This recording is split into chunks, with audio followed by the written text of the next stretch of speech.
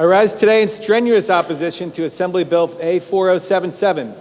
While the sponsors frame this legislation as a matter of fairness and accountability, we must see it for what it truly is, a transparent, unconstitutional attempt to disrupt federal immigration enforcement by financially punishing the private contractors hired to carry out these federal duties.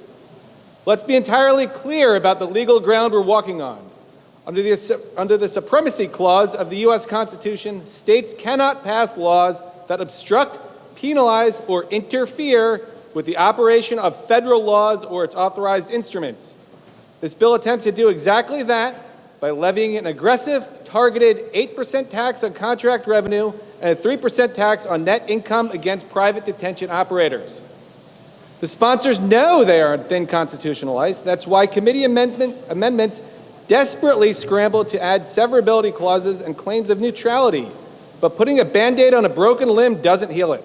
And calling a targeted penalty neutral doesn't make it so. You cannot circumvent the federal government by squeezing the contractors it relies on to do its job. And where do these millions of dollars in punitive taxes go? They don't go to the victims of crime. As Assemblyman Myhre and Assemblywoman Fantasia rightly pointed out in committee, this bill creates a dynamic where we tax a federally authorized function just to turn around and hand those millions over to a special fund. Thanks to recent amendments, this fund can now act as a taxpayers-funded slush fund for politically active nonprofit organizations. We're talking about organizations that have actively participated in, organized, and fueled aggressive protests outside our state's facilities. Protests so intense, they required the deployment of the state police. We all know what we saw.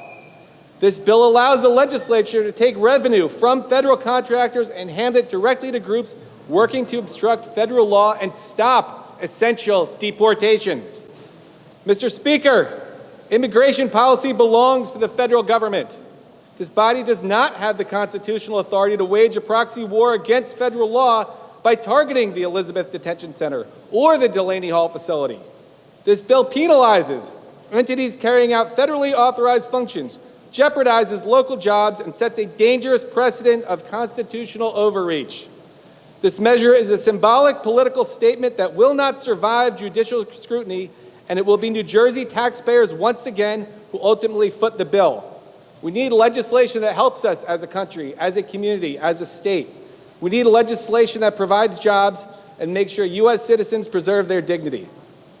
Mr. Speaker, I'd like to make a motion to return Assembly Bill 4077 back to second reading for the purposes of substitution. Is there a second?